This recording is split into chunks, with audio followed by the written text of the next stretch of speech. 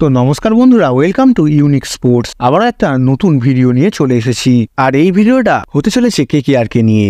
তো ভিডিওটা স্কিপ করবে না, অনেকদিন পরে কেকেআর কে নিয়ে ভিডিও বানাচ্ছি, তো ভিডিওটা ভালোভাবে দেখবে আর ভালো লাগলে লাইক করে দেবে। সবার প্রথমে তোমাদের জানাই, মার্চ মাসের 21 তারিখ থেকে আইপিএল শুরু হতে চলেছে, যেটা তোমরা সকলেই প্রায় জানবে। তো বন্ধুরা, যেহেতু সামনেই আইপিএল শুরু হয়ে যাবে, সেহেতু কলকাতার ক্যাম্পে সকল প্লেয়ারদের ধীরে ধীরে যোগ দিতে হবে। কোন কোন প্লেয়াররা, যেমন রাসেল, জেসন রয়, নারিন, আরো প্লেয়ার আছে, তারা কি আপাতত এসে গেছে কলকাতার ক্যাম্পে নাকি এখনো আসেনি, পরে কবে আসবে, সেই নিয়েই আজকের ভিডিওটা পুরোটা বানাতে চলেছি। তো বন্ধুরা, সবার প্রথমে তোমাদের জানিয়ে রাখি যে কলকাতার ক্যাম্পে আপাতত যোগদান করে দিয়েছে কয়েকটা ইয়ংস্টার প্লেয়ার। আর সেই সকল প্লেয়াররা হলো ভৈভব আরোরা, চেতন সাকারিয়া, আমনদীপ সিং এবং সাকিব হোসেন, বরুণ চক্রবর্তী, সুভাষ শর্মা, অনুকূল রয়। আর এই সকল প্লেয়াররাই যোগদান করে ফেলেছে কেকেআর এর ক্যাম্পে। এবারে তোমরা জানতে চাইবে যে বাকি প্লেয়াররা কবে যোগদান করবে। ইন্ডিয়ান প্লেয়ারদের কথা বললে ভেঙ্কটেশ আইয়ার, শ্রেয়াস আইয়াররা কবে যোগদান করতে পারে। তাদের এখন রঞ্জি ট্রফিতে সেমিফাইনাল ম্যাচ চলছে, তো তারা সেমিফাইনাল ম্যাচ শেষ করেই যোগদান করে দেবে কেকেআর এর ক্যাম্পে।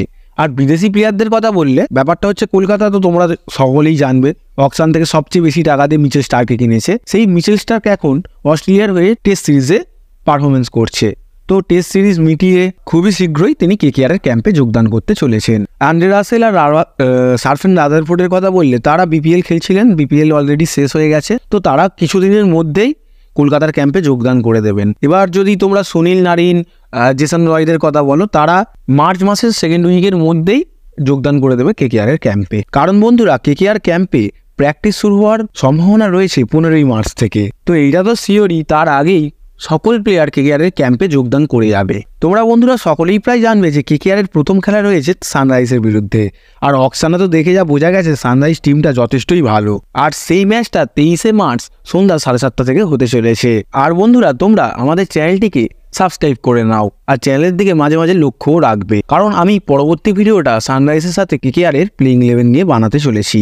তো ভিডিওটা কেমন লাগবে সেটা তোমরা কমেন্টে জানাবে, আর আজকের ভিডিওটা কেমন লাগলো সেটাও কমেন্টে জানাবে। তো বন্ধুরা, আজকের ভিডিওটা এতটুকুই। ভালো লাগলে লাইক করবে আর আমাদের চ্যানেলে নতুন হলে চ্যানেলটিকে সাবস্ক্রাইব করে নেবে।